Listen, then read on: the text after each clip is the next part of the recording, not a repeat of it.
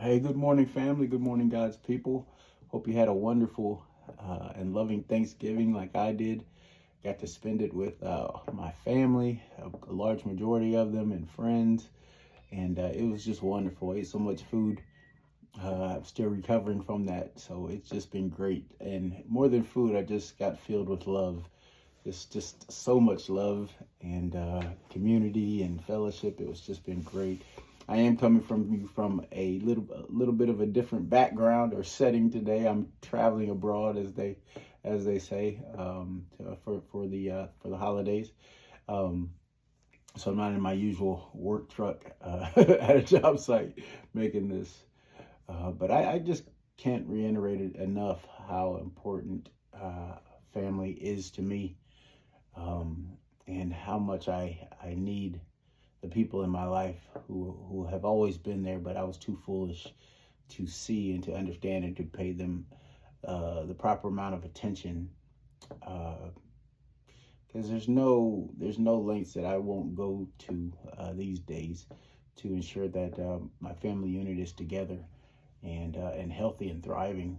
And that's not always been the case. I'm on my second marriage, and unfortunately, I was too blind to see how important that union, that God ordained union, was the first time around. But in His infinite grace and mercy, even a wretch like me, He gave another opportunity to do it right. Um, I remember the first combined purchase or decision that my first wife and I made together was to buy a dog.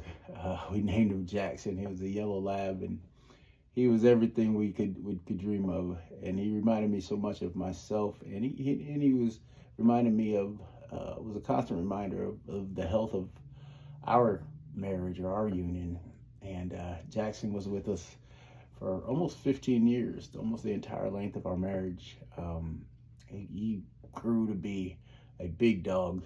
He was so full of energy and vibrant when he was young, and as he grew old, he slowed down some, and he began to have some illnesses later on in his life.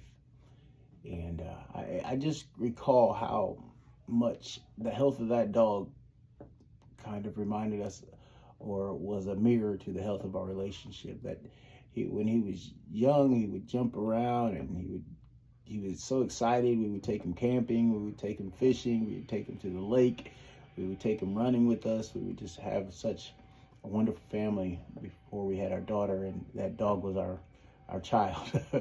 And he was wonderful. And even when I deployed to Iraq, that Jackson was there for my wife, and he went home with her, and he protected her and protected the house, and he reminded her so much of me, so that it lessened the blow for me being gone. And when I returned, it was like we didn't miss a beat. Jackson was there, and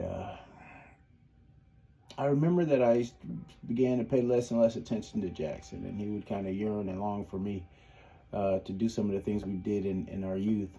And eventually Jackson aged out, and after about 15 years, he developed some illnesses, and he lost some steps, and ultimately, I had to put him down.